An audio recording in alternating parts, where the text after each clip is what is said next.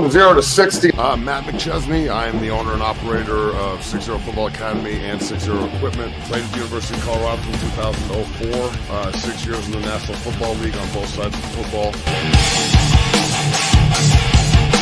I'm Matt McChesney. This is 0 to 60. That is Coach Prime. We are at the University of Colorado. Brother, thank you so much. All right. 0 to 60. We're rolling.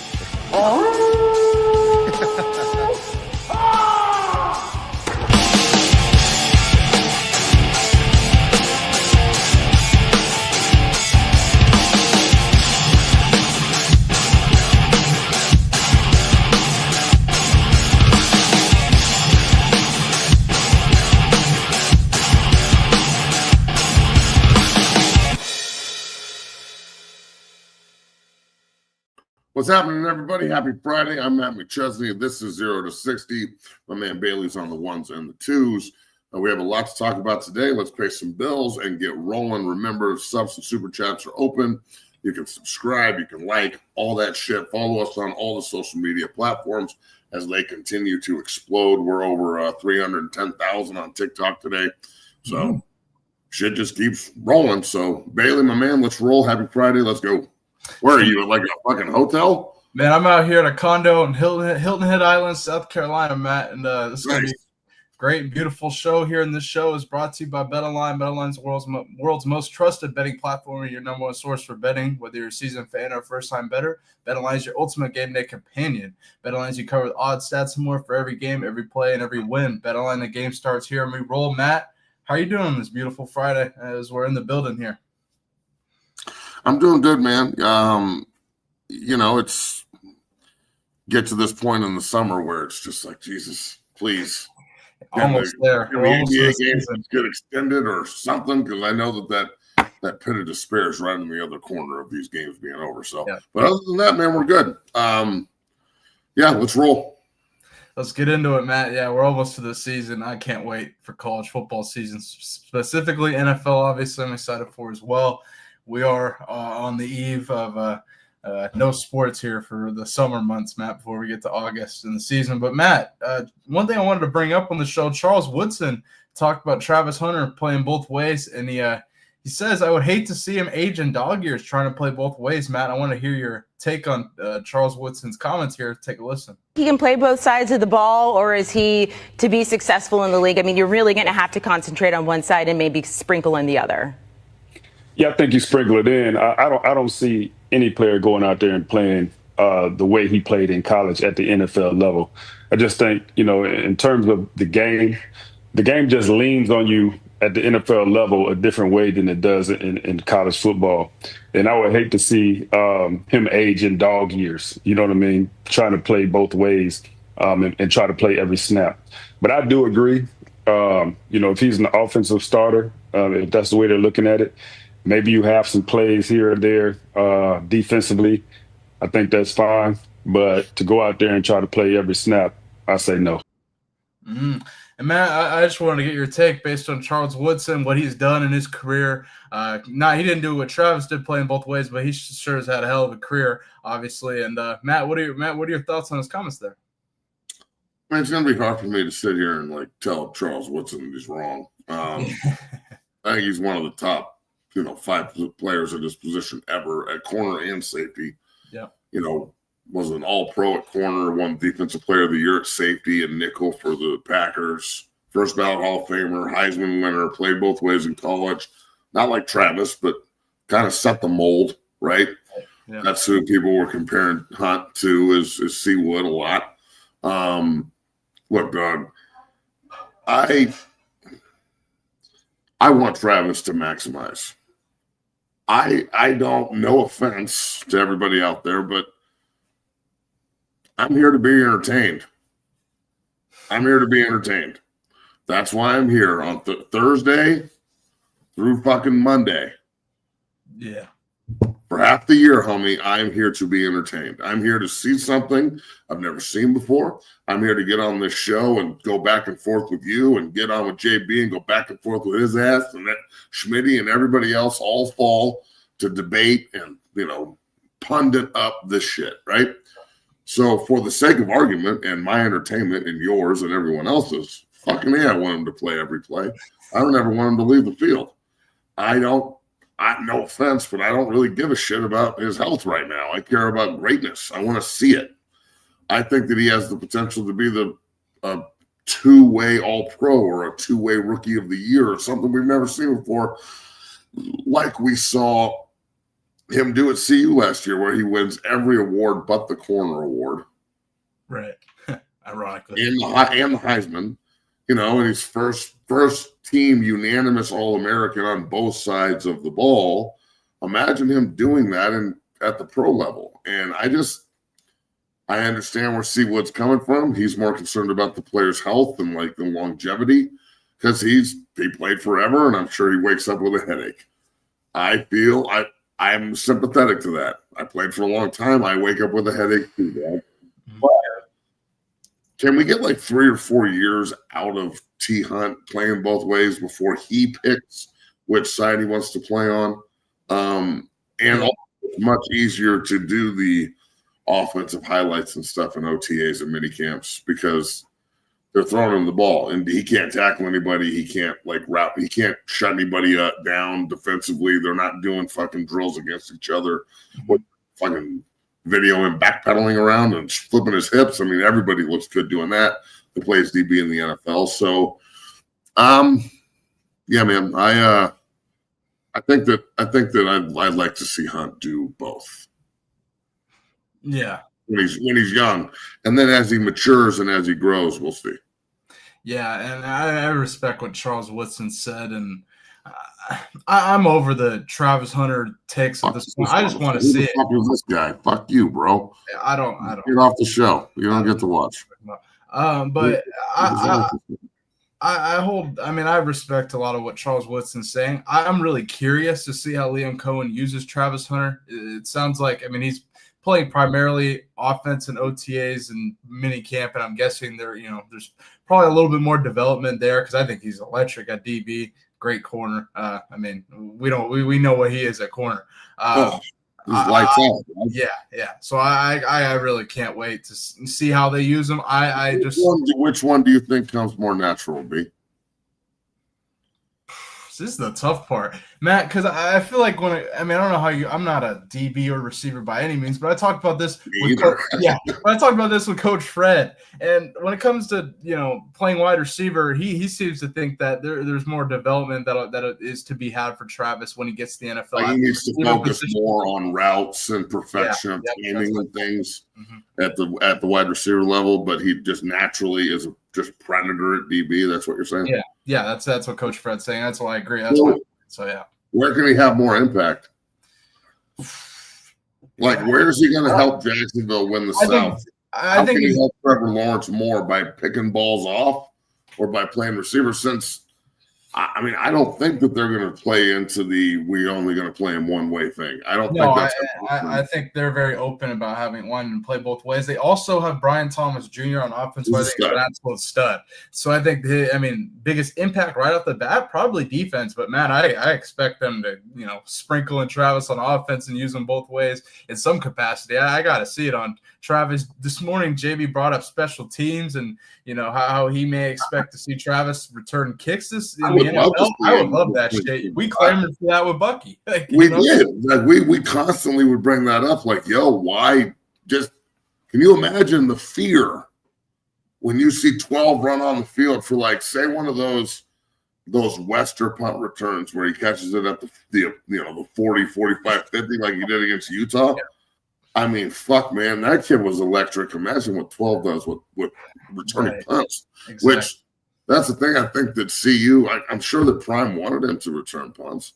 Prime was a hell of a returner. So, but maybe with all of them playing both ways, that was that was his rest time. You're not going to play special teams too. Sorry, bro. Right. Yeah. You can't win the special teams player of the year award as well. All right. We got to give that to somebody else. Yeah. And to JB's point this morning, I think when them, trading up, drafting him that high, we're going to see, I hope to see Travis on special teams. You would think, all they gave up, they're going to use him in all capacity. I would love to see Travis return kicks. I think he'd be dope. Yeah. But let's move forward, Matt. This is something that you sent me that I think is kind of interesting. And in the world of AI is growing, and I think it's going to have a real impact on the world come the next 5 years, especially. But Matt, I think Barstool Buffs asked ChatGPT to predict the 2025 Colorado football season, and I actually think I kind of dig this. Turned out pretty well. I kind of dig it. So just run this again, folks. This is ChatGPT.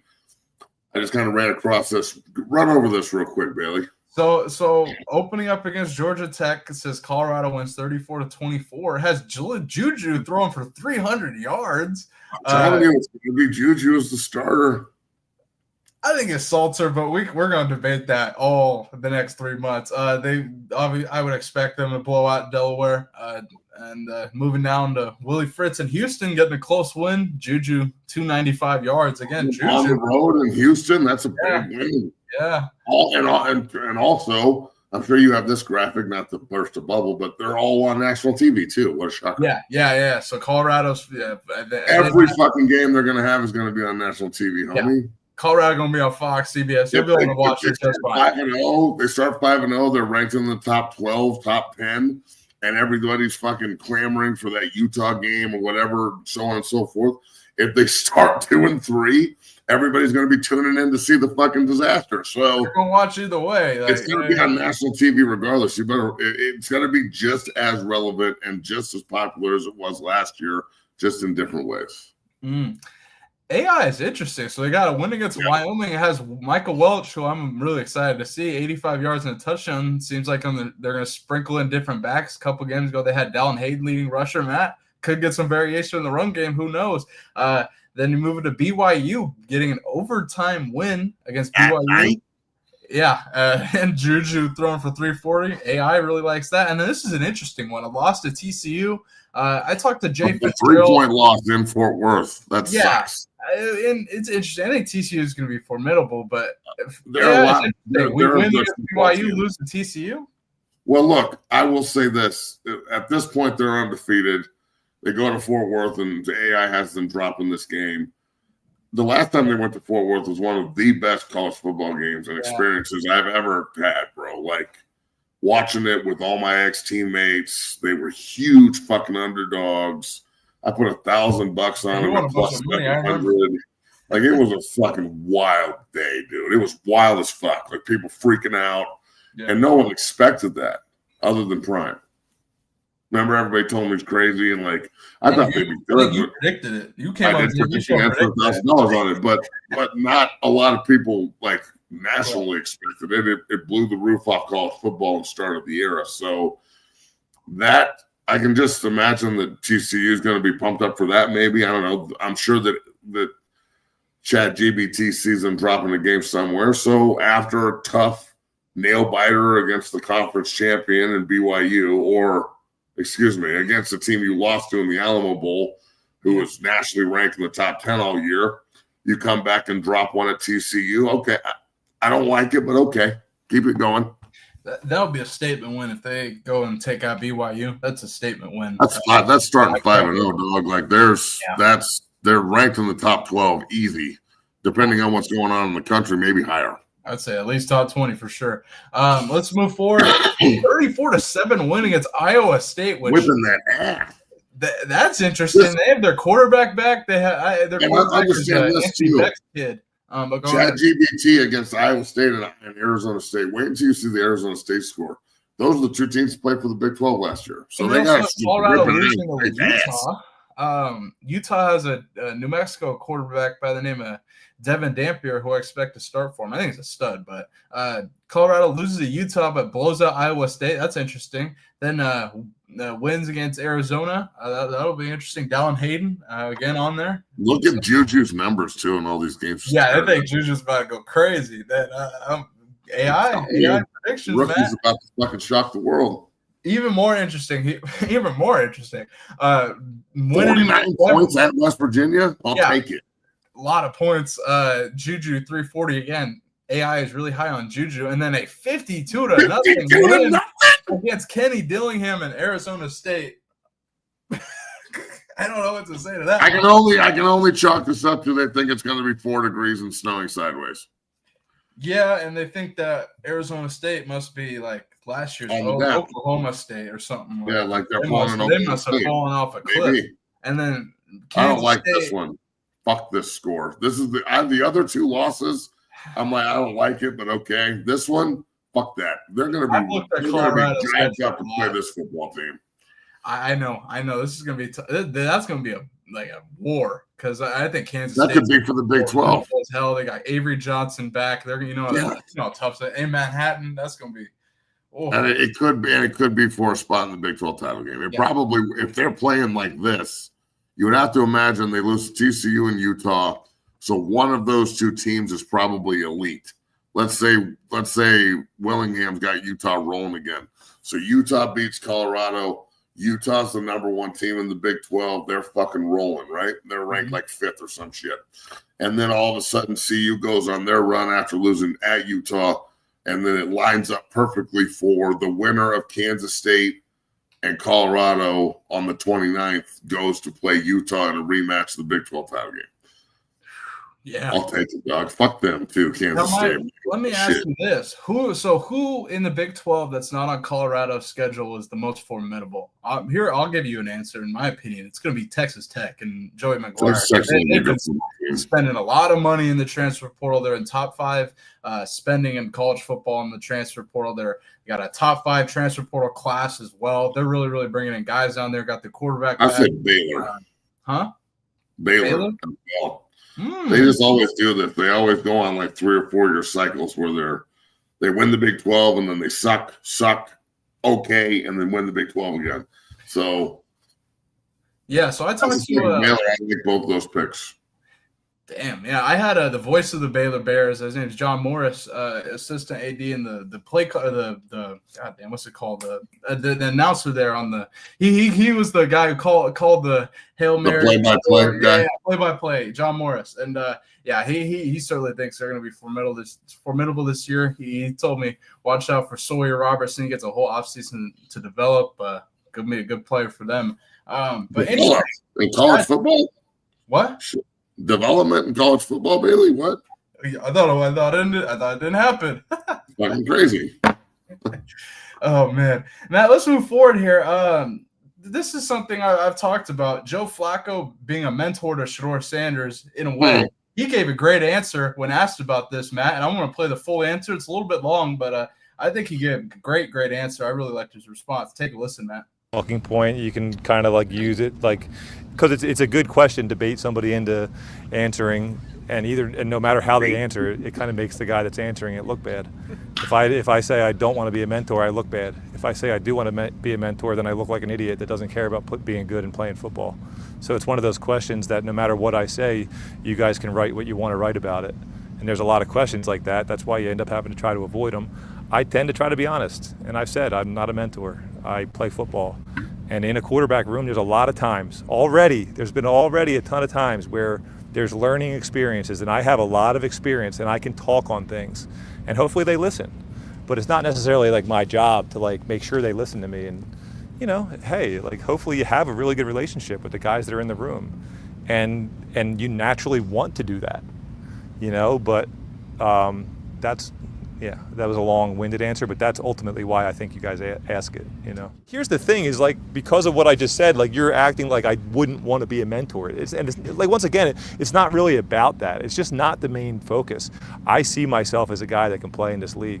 So if your main focus was just like, hey, bud, I'm going to get you ready, you're just not taking care of business. The best way to be a mentor, honestly, is like show people how you go to work, and like I said, hope that they pick up on that stuff, but not necessarily force them to pick up on it. Well said. And Matt, I think the biggest thing he said, he lead by example, Matt. Shedeur and Dylan Gabriel better listen. And I like that. Matt, what are your thoughts? Yeah. And look, Joe's a vet, dog. Like he's seasoned, to say the least. So I think he's really good for the young guys to be around a pro that's not there to coddle you or hold your balls. Like he wants your job, and competition is the best way to develop. because it brings the best out of everybody. So I think a lot of people are just sold on this. Shador is going to get the number one job thing. Do I think he's the most talented player in the room? Yeah, probably. But I think Flacco will start. Yeah. Like I think Kenny Pickett's. I don't see Pickett on the team for more than a year. I don't see Joe on the team for more than a year. So Gabriel and Shador have got to figure out a way to develop with minimal reps. But I do think Shador eventually will play over Gabriel. And I don't think Flacco will start all year because I don't think he's good enough. So then that lines it up when Shador's opportunity knocks. Be ready to answer the door, dog.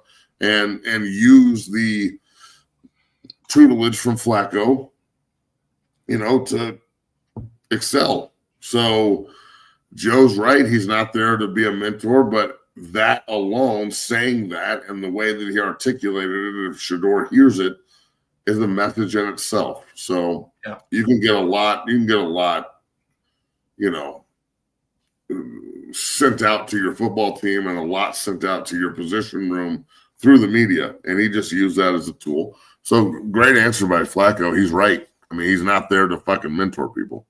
Yeah, exactly. Great answer. He's going to mentor by leading by example. Matt, sticking on this topic, Colin Coward, Eastern Washington University alum, by the way, I'll add, has predicted that Shador Sanders will be the eventual Cleveland Browns starting quarterback, and I wanted to show this, Matt. Take a listen. Numbers up for the television audience. It appears in the 4-quarterback derby, despite the fact that Shador Sanders had the fewest attempts. He was the most efficient and most productive with the fewest reps. Justin, I've seen enough. I'm calling it a wrap. The Herd newsroom is calling it in Ohio. By a landslide, Shador Sanders should be starting. We are calling Ohio as the projected winner in a race that is not as close as the fake news projected. You can keep selling me on Pickett. You can keep selling me on Dylan Gabriel. Now, Flacco, I buy. Flacco, I like. He's one of my favorite guys that's ever played in the league. He's like, everybody likes Flacco, and I think he's going to win the starting job initially. I really like Flacco. But I'm calling it for Shador. Matt, my question to you is... Sounds familiar. Huh? That sounds familiar. Very. But let me ask you, what are the Browns like? Have you changed your opinion? Do you have any thoughts? Are they going to keep 4 quarterbacks? Is one of them out? Because no way Shador stays on a practice squad, right? I mean, no way he stays on a practice squad. I don't think so. Neither does Dylan Gabriel. So no, I don't think they keep 4 guys. I think Kenny Pickett's practice squad are cut or traded. I think he's going to New Orleans. I'm calling that now, but we'll see. I mean, New Orleans needs quarterback help. That's for sure. Just bodies. Pittsburgh needs bodies, but he was already there, so that's not going to happen. No, I see the New Orleans connection because of Kellen Moore. Yeah, that could be a good fit, but I just don't think he's a very good player. So, look, the Cleveland quarterback situation is what it is. The 2 young guys have got to fight for their reps. And Dylan Gabriel's got to be sitting there like, I went in the 3rd round. No one even gives a shit that I'm on the team. Well, this is the Shador effect, bro. I'm sorry. Like, it's just what it is. So just imagine when this kid does have ultimate success and blows up in the NFL. It's holy shit. I just hope the Browns can handle it because the Browns fuck everything up. So I can't sit here and say that I have a lot of faith in the franchise. Yeah, I hope, Matt. I hope they traded Baker. He won a playoff game for them. I don't know. I thought that was blasphemy, Matt. But one thing I want to show before we get out of here, Matt. This is a video of a leopard showing pure apex. Just watch this. I saw this and I was amazed by it. He's getting attacked by like 30 warthogs, and instead of sitting in the tree and panic, watch what this fucking thing does. Take a look.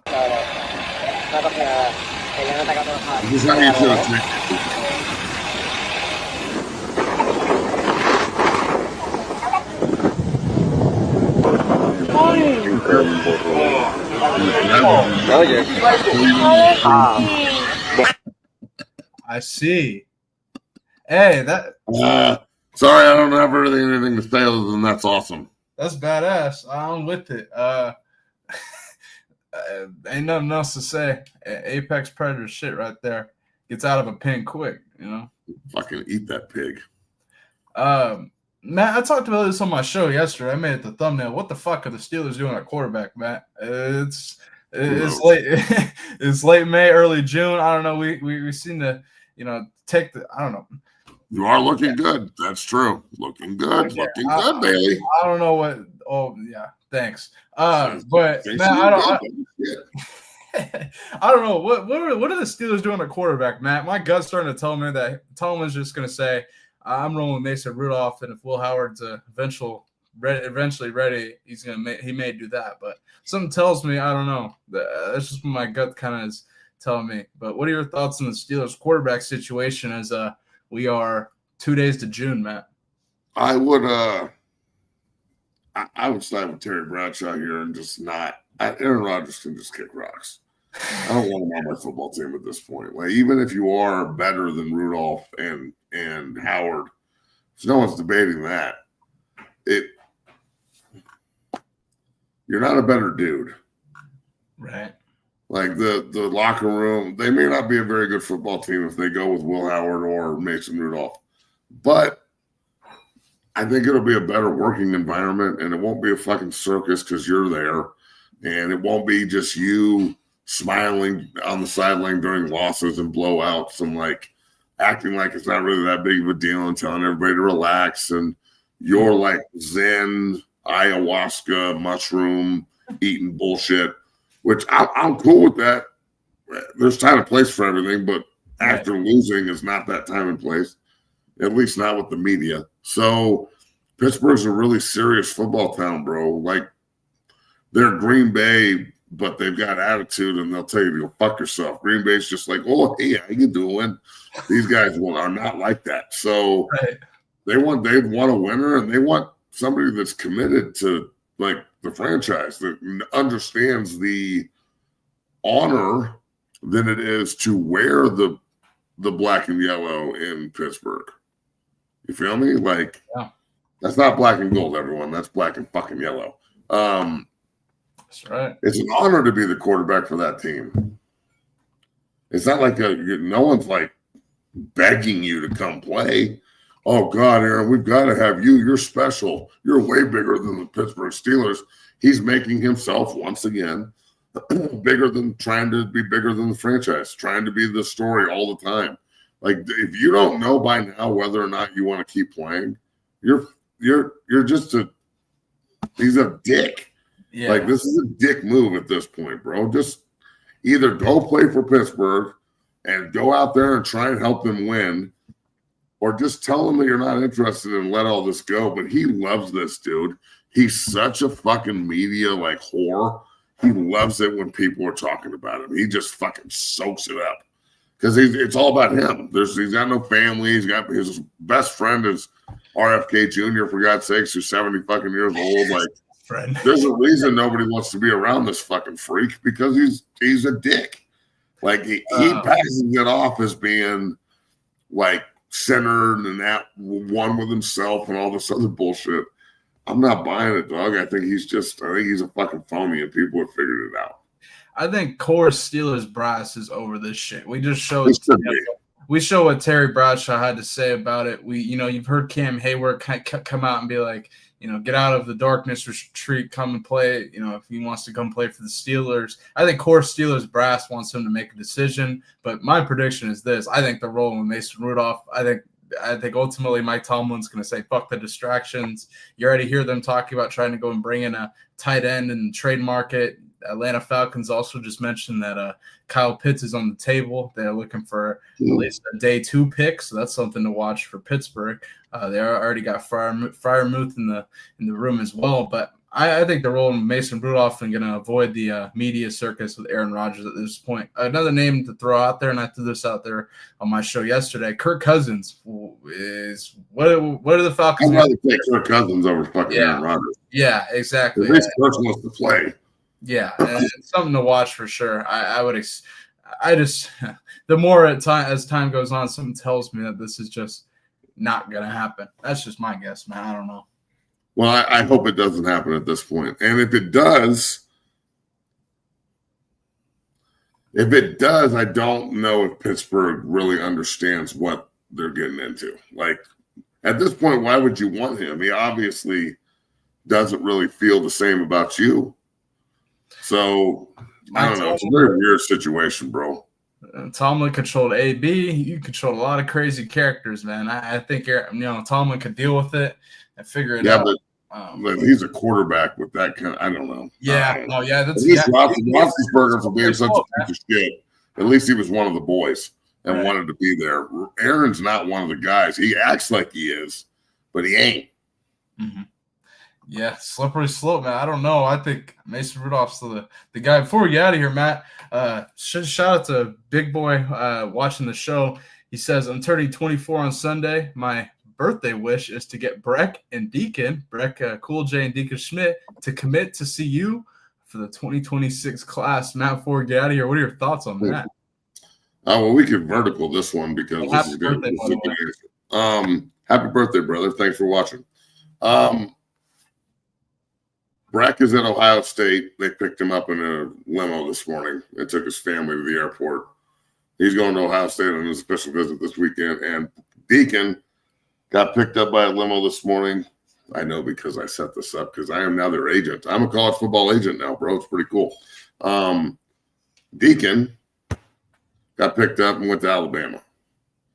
So I'm not saying that CU doesn't have a chance. They both took official visits there and loved it. But I think that people need to understand the battle that they're in here for recruits too. So This is a business, and you got to put your money where your mouth is in this business. And the other school, everybody's like equal resources, right? Like you only have this much allotted to pay players. That's true.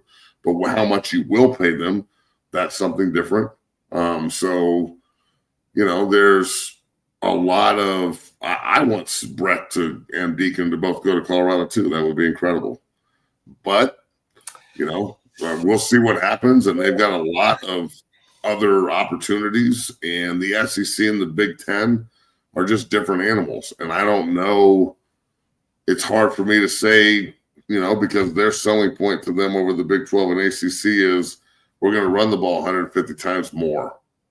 You know what I'm saying? Look at all the guys that just got drafted from the conference, let alone the school that is courting them at the time. So I think, people are saying like to the kid, opportunity is better than money. Okay.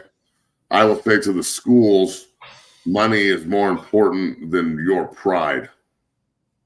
If you you want the kid to come play for you and you really believe in him that much, put your money where your mouth is, pay the player what he's worth, and that guy will go play for you. Because at a certain point, you can't turn down a certain amount of money. So now some people don't want to hear that, and they're still stuck in the old school way of thinking where a scholarship is enough. And it's not. So I think that Colorado has the work cut out for them to land both of them. I'd love to at least get one of them. Shit. But at the same time, my job and what we do at 6-0 with the 15, 20 guys out of this class alone that are all offered and all going to go play is to put them in the best situation possible for them and to maximize their earning potential and all of those different things. So it's very, very important that the University of Colorado understands the fight that they're in, and I think they do. Andre Gerard and those O-line coaches are recruiting the shit out of both of these two. I know Coach Prime is very active in the recruitment of both of them. So it's going to come down to how they feel about culture and development, and do they want to stay home or do they want to leave and go explore something different? I think that all plays into all of this. And the development part is huge. That's a big part of this for them. And a big part of that for them, and I know this because we talk about it literally all the time with their parents and me and all the work we do. I mean, I post everything. Everyone sees all the work that we do. So, again, you can tell me I don't know what I'm talking about here, but these are both my players that I work hand in hand with, so I know more than you. Development's huge for both of them, both on the mental side and the physical side. So they want to go play in the NFL and they want to get drafted in the first round, and they're both those kind of players. So if you don't have a plan of action, or they don't like your plan to develop them, that's going to be a huge part of all of this. Like, it's one of the reasons neither one of them are committed anywhere, because we're trying to make sure that the plan for both of them is right. And we want to hear everybody's plans from, the Breck's top 5, which, Colorado and Alabama and Georgia and Ohio State and Texas and all these other places, right? Miami. He wants to hear their plan. I want to hear their plan. What are you bringing to the table to best develop this young man so we can go to the NFL and help you win a national title? Exactly. Same thing for Deacon, going to Alabama and Oklahoma and all these other places. Bill Beatenbaugh and his plan, and how many first rounders he's pumped out. And Coach Kapovic at Alabama, what's his plan? Then here at this weekend, like, these are all things that play into this. So yes, opportunity is more important than money, but when you can get the opportunity and the money at the same time, that is even and fair. That's equal market value right there. Why does the kid need to take a discount to play for his hometown team because you're mad that he left Boulder potentially? Doesn't make sense. We're not doing discounts. It's not like, oh, well, you can come play for Colorado and Coach Prime and you should take less because you're from Colorado. Well, no, Colorado should pay more to make sure the in-state kids stay home, and they should give them more attention, and they should be laying out the red carpet, or the gold carpet, more for them than the other kids around the country, because they are from Colorado, period. And you're in the Big 12 too, so you've got to persuade them not to go to the Big 10 or the SEC, where they have more resources. And come on, don't sit here and tell me it's not better football. It is. Yeah, and people got to understand there's levels to this. Like, Colorado's already they're already not on the same level as Texas, Ohio State, and Alabama, and all the schools you just threw out there, just because of the conference they're in, the style they play, etc. And so, again, it's a business. They got to play ball. That is what it is. Yes, man. I mean, it doesn't help them at all to, like, learn right away the first time they're ever signing a contract or going to make significant money playing this game. Okay, how does it help them immediately to be told you're not really worth that? No, this is at the peak of your earning potential. Actually, not this age, Matt. No way. I'm not going like, that's not what I'm trying to teach them either at this age. No. You're the commodity, son. You're holding the hammer, and coaches and general managers and up in Boulder, like, there's a bunch of coaches up there that don't understand me and don't understand the way I operate. Think I'm a little crazy and shit. And I don't understand it. Like, I'm crazy in love with y'all, and I want to help you. It's amazing to me that, like, the way that the process plays out with all these different recruits and all these different players from school to school, the differences in how, like, one group of coaches does one thing, another group of coaches does another, all over the country. It's crazy. So this is the Wild West, and everybody's learning how to do it at the programs, right? Everybody's learning what works and what doesn't. It's trial by fire. And same thing for me as representation. I'm learning what to do and what not to do, trial by fire. And the players are the first time they're going through all of this too. So a lot of these guys are setting the precedent on what future guys make and what future guys don't, because everything's slotted essentially, right? You're getting a lot of amount of money, and now it's very similar to the NFL draft. It's going to be slotted how good of a player they think you are, your stars, your social media following, which is crazy. Like, that's part of it, because it plays into the popularity of the player and how much money they can potentially make off your social media and vice versa. Exactly. So there's a lot of different things to play into this, but I'm going to say this again, okay? After working with these guys as long as I have, knowing them and their families and what's really important. Money's not the most important thing. It's not even close. That said, they both have the potential and are both worth the money. So, in my opinion, if you're the University of Colorado and you want to keep the two best offensive linemen in this class home, okay, and they both are my guys, which should help the situation. I don't know if it is right now or not because of the other schools involved. Again, that's on Colorado to make sure the situation is productive. Because it's on, they're the ones recruiting the kid. You know what I'm saying? They're the ones trying to sign him up. So I think they should be rolling out the gold carpet even harder. They should be overpaying both of them to keep them home. Not going like, hey, I'm not saying they're doing this, but if Ohio State and Alabama, where they are on official visits this weekend, hypothetically, they're offering $1 million a year. Well, Colorado should come back and counter that with, I'm going to give you 1.5 to stay home and come start for me. Yep. You know what I'm saying? And they have the money to do it if they want to. But then again, is that the precedent that they're trying to set or not? Because there are guys up there getting paid hand over fist.